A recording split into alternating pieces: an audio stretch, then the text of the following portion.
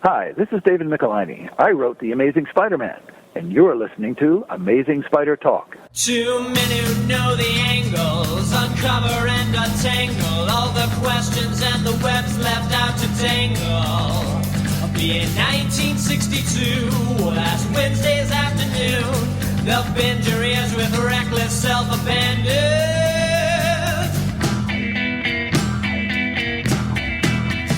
The Amazing Spider Talk. The Amazing Spider Talk. Come swing through the air, sit back and prepare for the Amazing Spider Talk.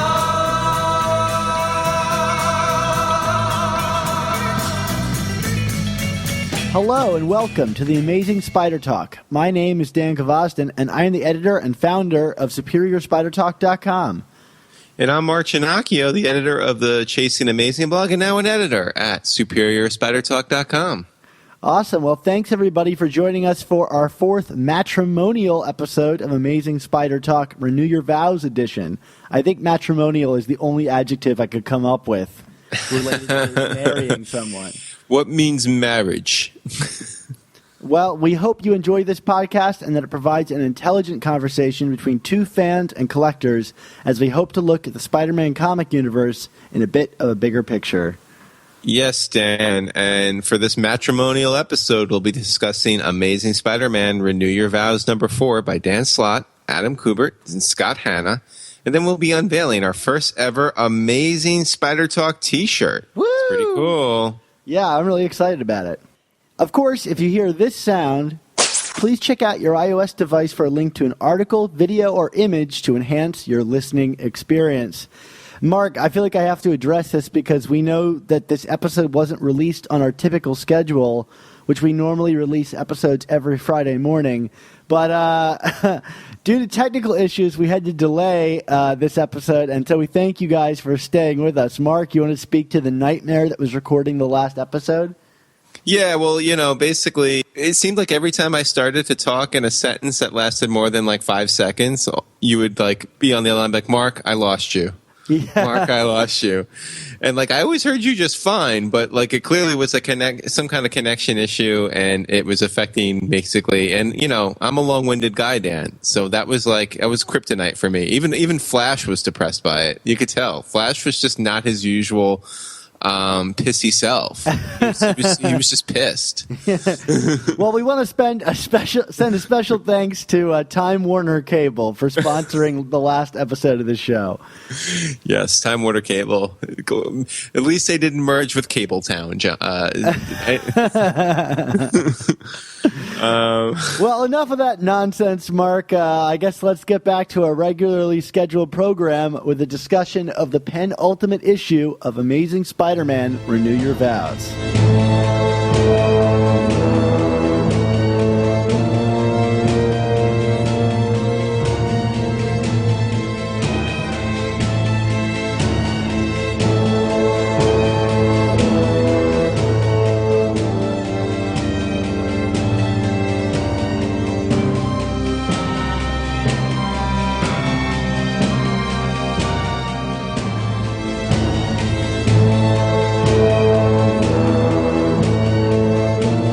Dan, here we are, penultimate issue. We've been liking this series so far. I think we've been really liking this series. Yeah, I think it's been one of the better things that Dan Slott has written in a while, and Adam Kubert's been very good as well. Very, very, kind of what you would expect from a guest celebrity-ish artist. But, I got to say that I think this fourth issue kind of took a detour, and it wasn't a pleasant one. Not that it was bad, but I think the main selling point of the series through the first 3 issues has been the family dynamic and kind of the intimacy and warmth and urgency that came with that. And, this issue by design put Peter and Mary Jane and Annie in separate places and, took away that dynamic completely, and I think it suffered for it.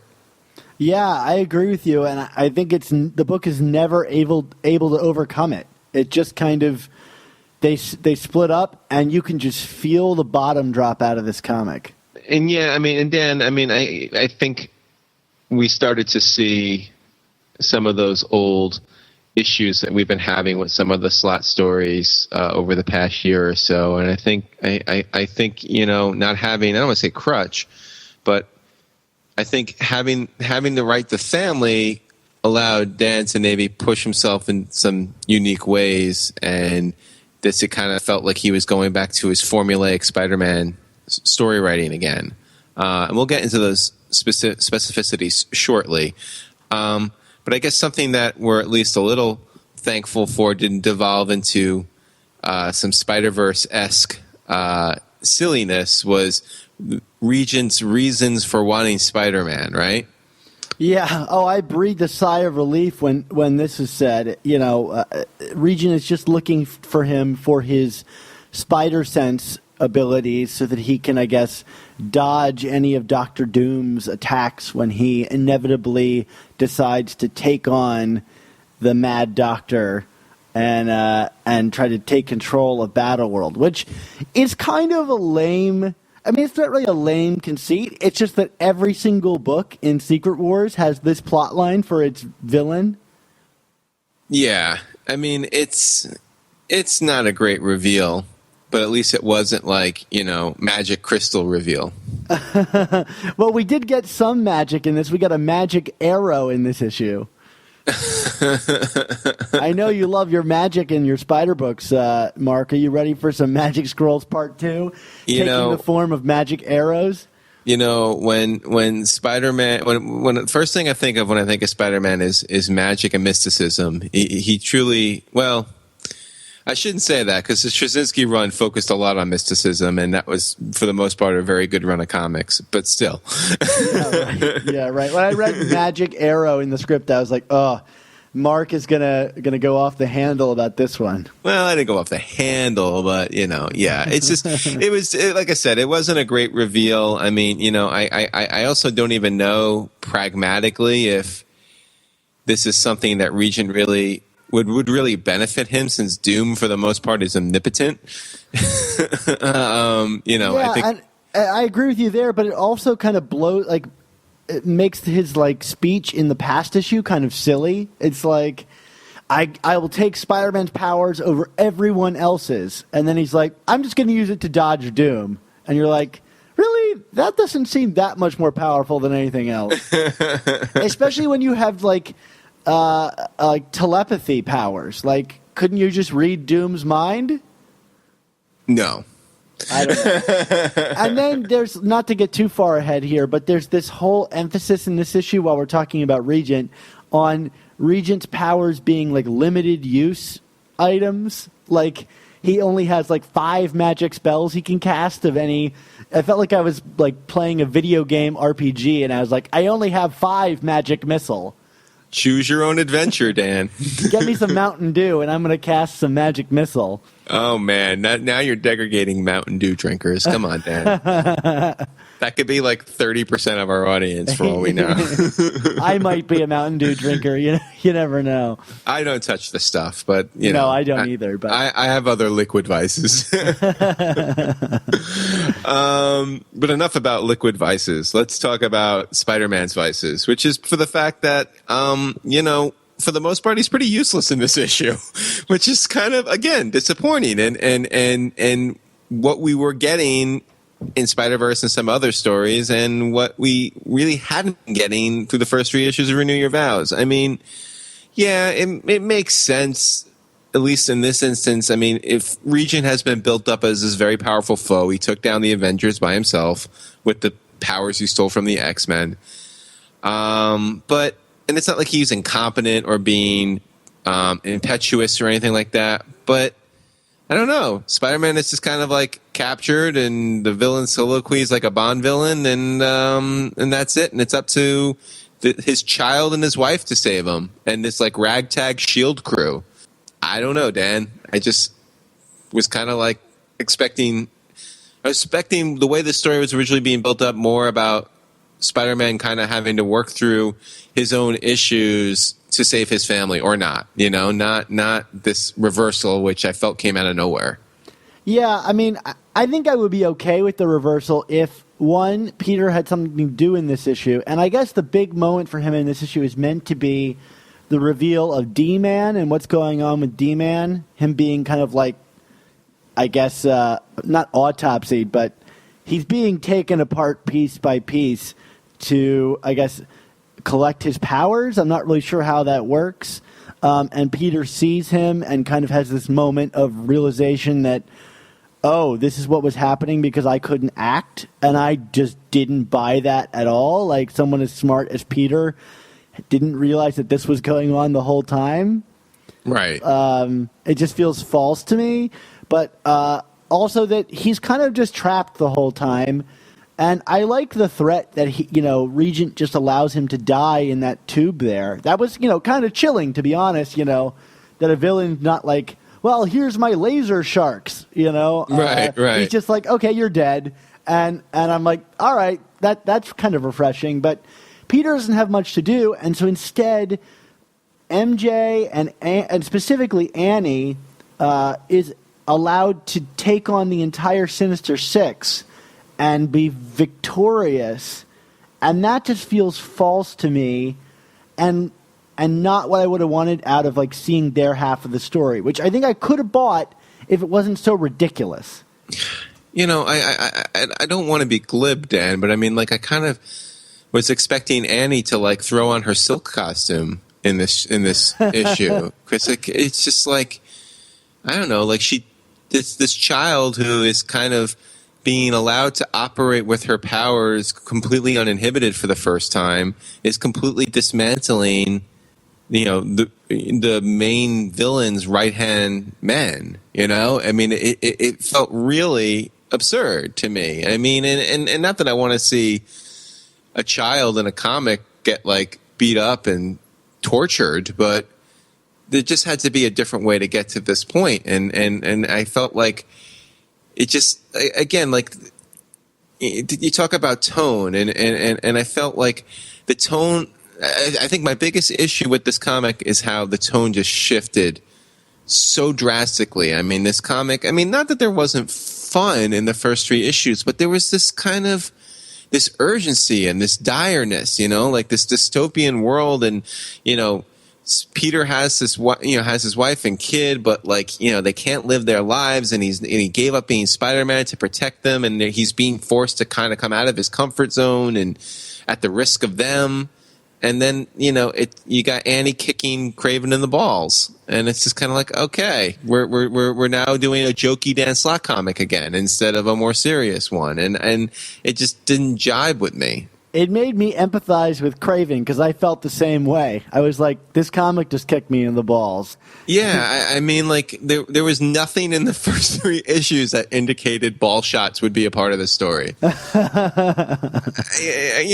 Again, I'm not trying to be stupid about it, but it's just like, I don't, this felt like a different series. And maybe if we got this for three other issues, it wouldn't bother me so much. Although I think if we got this for three earlier issues, it would have, other things that I would have had issue with would have accompanied it. Sure. But I'm just saying. Can I say this as well? Like, I feel like Annie's costume looks like something totally goofy. It's like this, like, and I understand it's supposed to be cobbled together and stuff, but the design is ugly, and it's just kind of silly looking. She's got this cape. It just seems like something out of a very different type of story. Not for nothing, I don't even understand why she needed a costume, period. You know what I mean? Like, I think right. the grittiness of the situation would have been enhanced if she was just in her kid clothes. You know what I mean? Like, it's like a tonal shift, Dan. A total tonal shift. Say that 3 times fast. Not to like linger on this too much, we don't really often talk about the covers to these books, but I thought the cover to this book was so lazy. The design with the empty white background, I haven't seen a comic do that in so long. I thought it was just so, I picked it up and I was like, this looks cheap. Like, yeah, the artwork is good. Like, the drawing of Annie and like the Beetle and Boomerang, everybody is rendered really well. But that flat white background, like, come on, guys. You could have put at least a color gradient in the background. Although I will say, Dan, on the topic of artwork, I did feel this was probably Kubert's weakest effort inside. Yeah, and that's hard to judge because the inside the book, the credits page says it's Scott Hanna and Kubert. And while I like both of their artwork, I think both of them have a very different feel. And Hanna definitely feels more like along the lines of like kind of like happy, like kid friendly. I dare say like Marvel Adventures Spider-Man, but right. like there's a lightness and roundedness to his inks and art pencil work that I don't think is in Kubert's work. And to accompany your tonal shift in the story, I feel like the art had a huge tonal shift as well. Yeah, but I mean, I also just felt like there were certain action sequences that just felt rigid, for lack of a better word. You know what I mean? Like there's a scene early where like Spidey is punching. I think it's one of the Sinister Six, and it's like it just looks very fake and phony. There's like this. It's lacking that dynamic action, and dealing again with the ball shot. I had a hard time reading that scene.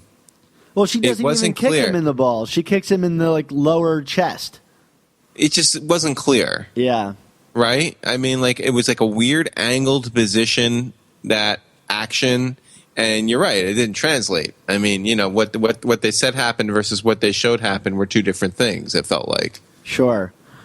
And speaking of miscommunication between story and art, I want to talk about the reveal of Hawkeye as the head of S.H.I.E.L.D. Yeah, boo. I mean, I love Hawkeye, don't get me wrong, but, like, they kept him in shadow. You would expect it something bigger than the guy who's always associated with S.H.I.E.L.D. in the comics these days. Yeah, it was just really weird to me, and it makes me wonder, like, I mean, obviously I don't know who was doing what behind the scenes in this issue, but it makes me wonder about the whole, like, Dan Slott doing things the Marvel way, where he writes a general outline of the plot, and then the artist draws it, and then he fills in the dialogue later, because it makes me wonder if maybe he described a mysterious figure as the head of S.H.I.E.L.D., and they drew these heavy shadows in, and it was never meant to be a big reveal.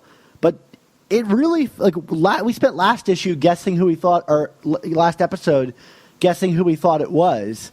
And now it's like, why did we even bother? Like, if it had just been Hawkeye presented clearly and plainly, I would be like, oh, neat, Hawkeye. But now he's got an eye patch. Right. Because of this false mystery, I'm like let down by it. It's like, if you're going to make a mystery, like, where you don't need one, at least make it have an interesting reveal. And then, like, I mean, on top of that, like, this was to me, this was just very sloppy characterization, because you kind of have Hawkeye spouting off about how Spider-Man was a quitter and blah, blah, blah, blah. And then, like, later within the same scene, you have Ben Urich, who's part of, like, the S.H.I.E.L.D. resistance, I guess, saying to Mary Jane, don't worry, we all know what Peter was doing that night. And you're just kind of like, huh? Like, then what was with the grandstanding from, because I kind of liked that I think it was in issue 2 or 3, might have been 2, where there were like other hero. Well, there were the S.H.I.E.L.D. characters talking about Spider-Man being a quitter, and I kind of liked the premise of that being floated, because it kind of plays in with Spider-Man's poor perception. You know what I mean? Like he even when he tries to do the responsible thing, it's always viewed as him being selfish, or him doing, being a menace or a terrorist or whatever Jonah concocts, etc. So I liked that. But then, like, they just kind of negate it here by having Ben Urich be like, oh, no, it's cool. We'll take care of him, MJ. It's all good. I mean... I don't have a problem with Ben Urich being a part of S.H.I.E.L.D., but I don't know about you, but when he showed up, I had like a real whiplash moment. I was like, what? What is he doing here? It's an imaginary world. We can do whatever we want. Yeah, no, that's fine. I just I have to admit to having at least some kind of like, what? Yeah, it's just, whatever. Speaking of S.H.I.E.L.D.'s like team, there's a bunch of kind of like, I want to say like weird B, C-list heroes like making up this team, including like the Spot, who is now, I guess, a good guy. Yeah, and I actually kind of liked the premise for the Spot here. Yeah, me too. I mean, that's the thing. There are some clever things in this issue, but it's just such a shift. I mean, but the Spot I felt was well done in terms of his shtick that the Regent had started to. What was it that he started to steal him like his powers mid teleportation? So kind of like took chunks of him out. Yeah, and for some reason it's still removing chunks from him. I'm not necessarily. Yeah, well, it's like every time he teleports, like another chunk of him is missing or something. Yeah, it's another one of these like video gamey conceits. But don't take too many chunks or you'll die.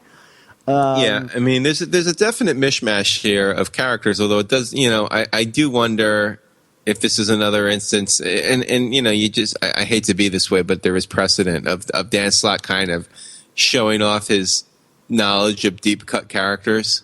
Sure. Not that the Spot is that deep cut, but I don't know. Speaking of the Spot, he uses his portals to teleport, but and correct me if I'm wrong here, Mark, but I never thought that the Spot was a teleporter. I thought he had like his own pocket dimension that he could pop in and out of, not necessarily teleport around.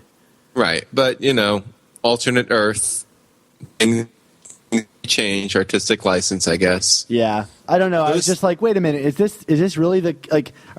Should we be using like the cloak here? Yeah, I mean cloak would have been good. And the other just not to jump around a little bit, but like another thing. Speaking of kind of like character changes, so in this iteration, the Sinister Six, none of them actually have powers. I guess these are all just. It's either mechanical attachments or enhancements and things like that. They're not. Nothing is because they're very clear about that. That Regent doesn't keep around people who have powers. I don't know. Any thoughts on that, Dan? I actually really like this a lot because I think it actually provides a bit of world building, like that maybe wasn't like so upfront when we first saw it, because we saw the new lineup for the Sinister Six and we're like, okay, this is an interesting new lineup. But this kind of like explains why that is, and also kind of tells you about like one, why Regent allows some people to keep working for him with like superpowers that aren't actually powers, and I kind of like that because all the characters in his lineup are people that have like tech enhancements or just like really talented human beings, like Craven, right? I mean, right. Yeah, I mean, Craven is a super hunter, for lack of a better word, but they're not powers. Yeah, but again, I know I said this a couple episodes ago, but this kind of underlines for me why I kind of think this story makes more sense as like an X-Men story than it does a Spider-Man story. With this emphasis on like mutant, it's like it seems like a very like mutants versus other heroes kind of story. Like people with tainted powers are, routinely rounded up and executed by the government. That to me, that's like an X-Men story. But I guess it's interesting to see it applied to a Spider-Man tale. Yeah, I mean, I don't disagree with that. I mean, I guess my only issue is I feel like this is an odd bit of new information to introduce in the fourth issue of a 5-part miniseries. It never dawned on me that would even be relevant until they made note of it here. So, for whatever that's worth. All right, what else we got here, Dan? I will say, not to do this completely backwards, but I really liked the opening flashback scenes with Annie. Like she said, she thought her name was Annie No, and as a child, I remember feeling that way sometimes. Although I was a bit of a stickler for the rules, I was that kid.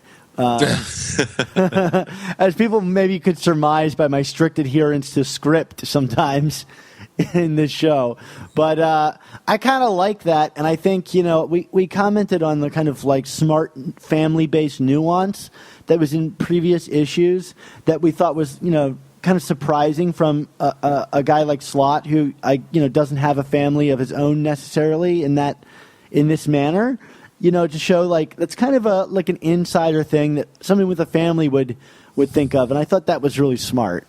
Yeah, no, definitely. I mean, like and when you get those moments, it kind of makes you kind of yearn for more of that, which is what he was giving us in the first 3 issues. So, I mean, but no, that was well done. I mean, like I said, there are elements. I don't think this was not on par with Spider-Verse towards the end. I mean, I really want to be clear about that. I mean, would you agree with that, Dan? I mean, this wasn't like it was a huge like nosedive. It's just a disappointment. Yeah, and really, for what it is, it's the penultimate issue. It's the, like, save everything for the last issue. You know what I mean? Yeah. Like, it's like delay so that the last issue can have as many awesome moments as possible. And yeah, and even with the idea of Peter having to get saved again, especially by a new character or a character that, you know, was kind of not really powerful leading up to this, even with that in mind, like kind of like that closing shot of MJ and Annie going into the spot and like, we got to go save Dad. Like, yeah, I kind of got minor chills with that. I was like, all right, there, you know, like there's still some good stuff that can come down in the 5th issue. It's just I feel like there are other things that were introduced in this issue that now make things problematic and kind of painted them into a corner in a weird way, which is just, you know, frustrating because this really could have been, I don't want to say an all-time great story, but certainly from the past few years, a really, really good story. And now I almost wonder, regardless of what the final issue is like, if they kind of like box themselves in some ways. Yeah. What's interesting to me is how well this book has been selling. I don't know if you've been keeping up on that, Mark.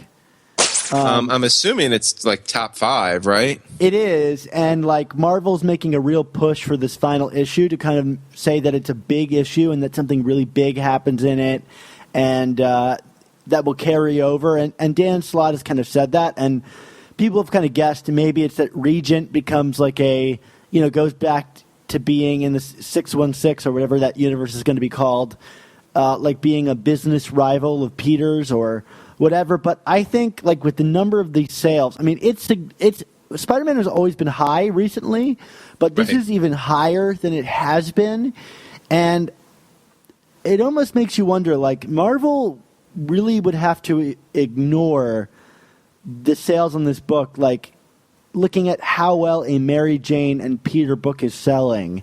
You have to think that they look at this and go, like, maybe we did make a bad decision in the long run on this thing. Yeah, I mean, I think there would have to be so much crow that would have to be eaten for them to ever reverse that, and I just don't see people in this day and age publicly eating that amount of crow. Yeah, I mean, I don't think it's going to happen. Let me just be clear. I don't think. Yeah, no, I know, but it would be nice if she played a real role in the new series and not a superficial one like what we had been getting. I think post Spider Island through Superior. You know, Spider Island seemed to indicate that she was going to be a big part of the book again, and then that kind of fizzled out, and then Superior happened, and then, you know, I felt the way her reunion with Peter was kind of handled at the end of Superior was botched, and, you know, so it'd be nice if she was just at least had a presence again, you know? Yeah, I think that's the big point is, I mean, I don't need to have them married. Like, I don't need to have a shining documentation of their marriage living in my house. You know, I have that. It's Amazing Spider-Man 21. They don't even need to be romantically inclined. It's just like, can they just be friends? And can she just not be made out to be either a dummy or a shrew or whatever else that they were trying to make her out to be in the vast majority of stories? You know, like that's, I think, what I'm asking for. Does that make sense? Yeah, I mean, I don't know about you, but I think, you know, for the most part, MJ has been the best supporting cast character in the book. You mean over the entirety of the book, right? Yes, over the entirety of Amazing Spider-Man. Yeah, I mean, I would say best supporting character not named J. Jonah Jameson, probably. Yeah. Well, no, I mean, J. Jonah Jameson is just kind of his own unique, you know, supernova of stuff. You know what I mean? He's a ally, he's an adversary, he's a villain, he's, you know. And when handled correctly, he's the best of all of those things. Yeah, no, but yeah, I mean, if you're taking Jonah off the table, in terms of just kind of normal people, if that makes sense. MJ is has been the best, and for a while. I mean, even in the Bronze Age, where again, where they weren't married, I felt she was great. Like there's some really good stories in the 70s that feature MJ. I mean, we talked about some of them. Yeah. Anywho, want to do a grade here, Dan? Sure, why not? I'm going to give it a C+. All right, I'm just a notch below you with a C. All right, great. All right, Mark, well, we got a really special announcement coming up next, so all you listeners, get on the hype train, I guess. Choo-choo! There it is. That's the hype train pulling into station. And just stay tuned for the big announcement.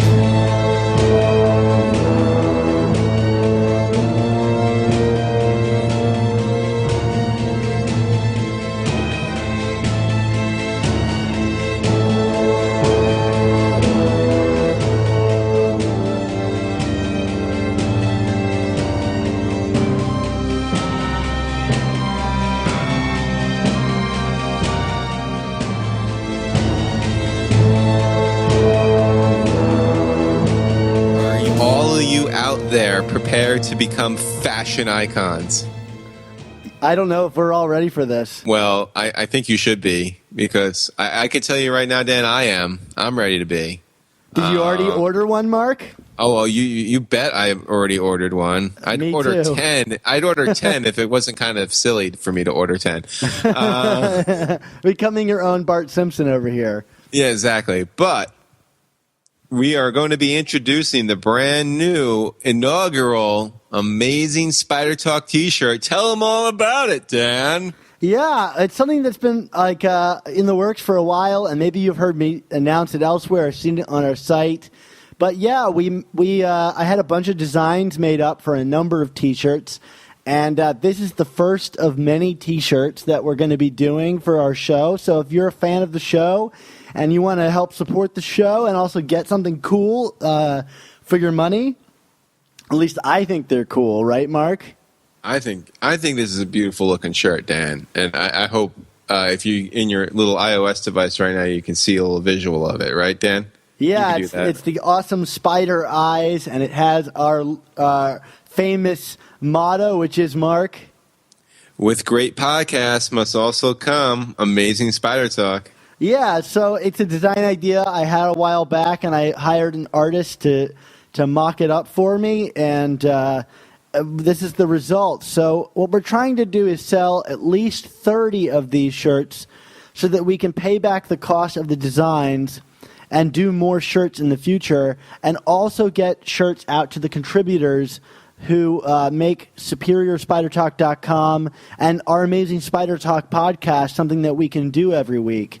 Everybody works for free here, and I figure the least we can do is kind of get T-shirts to everyone. But, I can't really afford to do that myself, and so, we thought this could be a great way to get everybody something.